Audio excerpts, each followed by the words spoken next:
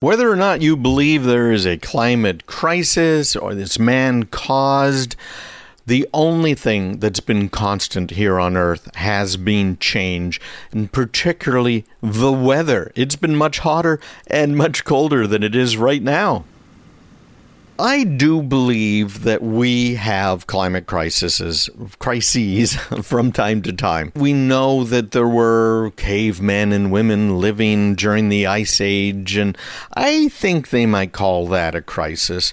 We've also had times where people were going and having a great life. The Garden of Eden, you might think, where the carbon dioxide levels were much higher than they are today. And that means the plants were greener, they grew more verdant, everything else, okay? So there is a whole lot of change, and it's been going on forever. Now, the statistics I've seen that make a lot of sense to me show that there is warming going on. Now, that doesn't mean that we're not about to drop into an ice age or mini ice age. Heck, we had one of those back in the 1800s or 1700s over in England, a little mini ice age. So it happens, and it swings both ways. But I remember very well back in the 70s, everyone was saying, oh, we're about to go into an ice age. We got to do something about it. And we had science telling us that we needed to spread oil on the polar ice caps and on the Sahara desert in order to get more heat to stay here on the Earth, or we were about to enter a major ice age. Look it up. It's there. You might not want to use Google because they do censor stuff pretty heavily that they don't want you to see. So use DuckGo. But even Google has articles on this. I guess they're not all bad. So we've got to be very careful when we're looking at solutions that maybe are less than 1% our fault. In fact, it looks like it's far less than 1% our fault. Global warming is usually from the sun, and the sun goes through cycles. So you have to be careful about those cycles and what's going on. So what I don't want to see us do is severely hurt ourselves. Hurting our economy is hurting people. People end up just struggling and in major depression and committing suicide. Look at what happened with the lockdowns that we just had in the year 2020. It was a bad thing. So do we really want to knee-jerk and cause serious harm to a lot of people? Now, I am an environmentalist, the original type of environmentalist, right? Duck hunters were probably the most original of all of them.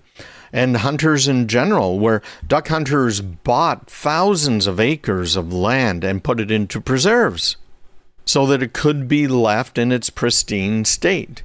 So I'm really into all of that stuff. I think that makes sense. I don't think it makes sense for government to do it, but I think it makes sense. So here's what I'm struggling with right now.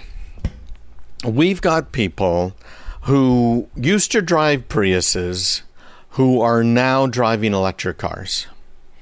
Electric cars are highly toxic. They're using minerals that are mined in toxic places. They're using processes to process those minerals that are toxic as well. And it's being done in countries that are not controlling their toxic waste. Even the plastic in the oceans, it's coming from 7 rivers, none of them in the United States, but all of them India, China, those are the primary ones. So what are we supposed to do with these cars? It's not only toxic in manufacturing the cars and their batteries, it's toxic to dispose of them. We have no good way to dispose of the batteries from your Tesla. No good way to do it. Highly toxic. Much, much worse than a diesel Humvee is. So if we want electric cars, and I can see why, I love the idea of electric cars. Absolutely love them. They're faster, they're comfortable, they're quiet, and they don't have tailpipe emissions. Now remember that. It's tailpipe emissions. It's not they're green because they're anything but green. Don't let anyone fool you into thinking that they are. How do we make the electricity? We've got a lot of people running around out there who are saying, when it comes to electricity and electrical generation, nuclear's terrible. It's going to kill us all. And they're thinking about Jane Fonda running around there, the China Syndrome movie from the 70s. And they think of Chernobyl. That is technology in both of those cases that's 50 to 70 years old. The new nuclear technology can no more have a meltdown than a ball that's set at the bottom of a mountain is going to roll uphill. The new nuclear technology that we have today is not in widespread use because the regulations that are in place from the federal government still require 1950s to 1970s technology. They don't take into account this new technology, sixth-generation nuclear. They cannot melt down because they use basic physics to keep control of the nuclear reactions and what happens afterwards. Look at Chernobyl. Look at the China Syndrome stuff. Look at what happened at 3 Mile Island. In all of those cases, they had systems that had to be active systems. They had pumps to pump cooling water in. What happens then when you don't have power, like Fukushima? They had their generators so low that any sort of a flood would make those diesel generators shut down, and then you have the meltdown like they had at Fukushima reactor. None of that is possible with the modern reactors. On April 30th, the Indian Point nuclear plant in New York, this is an article from Yahoo News, was shut down 30 miles north of New York City. So it had provided electricity, in fact, the overwhelming majority of New York City's carbon-free electricity for decades. Union jobs for 1,000 people. Federal regulators said the plant was perfectly safe. But Andrew Cuomo, the brilliant man running the state of New York, is a key figure behind this. He said that the shuttering of this nuclear plant brought us, quote, a big step closer to achieving our aggressive clean energy goals. These new nuclear plants aren't going to melt down. And by the way, these new nuclear plants generate almost no waste. After 20 years, the nuclear material is replaced and recycled. It is recycled back into other nuclear power generators. This stuff is absolutely amazing.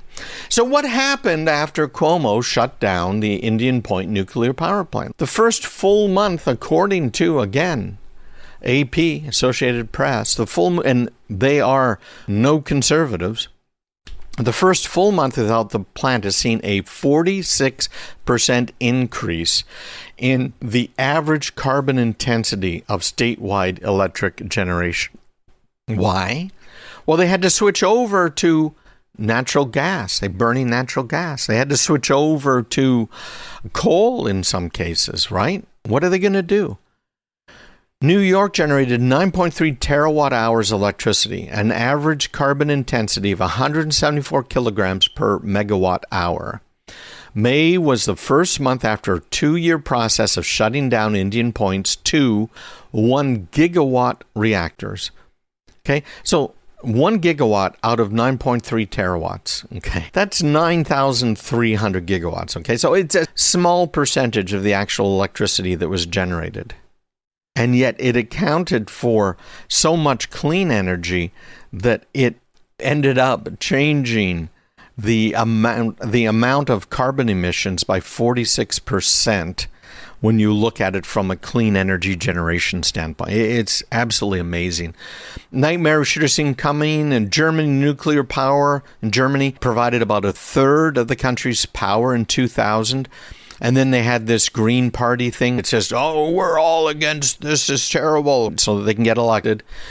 And they managed to close plants, citing health and safety concerns. So they went from a third of their electrical power coming from nuclear to 11%. We have to smarten up, people. We absolutely do. There's a recent paper that showed over the last 2 decades where we've been closing nuclear plants slowly but surely led to our carbon dioxide increase of 36 megatons a year, with increased air pollution predicted to kill 1,100 people annually. Does that make sense to you guys?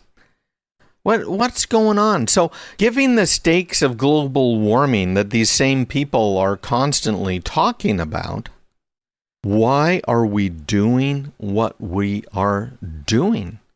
Why is there so much hostility to it? I found a really interesting quote in here, and it's from someone you might have heard. Yeah, Alexandria Ocasio-Cortez. Remember her Green New Deal that would end up costing every American family $120,000 plus? After some initial hesitation now, AP is reporting that AOC has said her Green New Deal leaves the door open for nuclear power. Jeremy Corbyn over in the UK, you've heard of him, his Labour Party, and the former Brazilian president, Luiz da Silva, and Bolivia's eco-socialist former president, Evo Morales, have all said that nuclear is an idea whose time may well have a future. So let's pay attention here. Let's wake up, okay? We've got to make sure that we are doing the right thing. Oh, and the writer of this AP story? Yeah, he's the author of The Socialist Manifesto, the case for radical politics in an era of extreme inequality. So I have some hope. This guy is a radical socialist / communist, frankly fascist. And even he thinks we need to give the new nuclear another chance. Hey, check me out online. Subscribe right now to my newsletter. Get it every week. Doesn't cost you a dime. I have a free newsletter.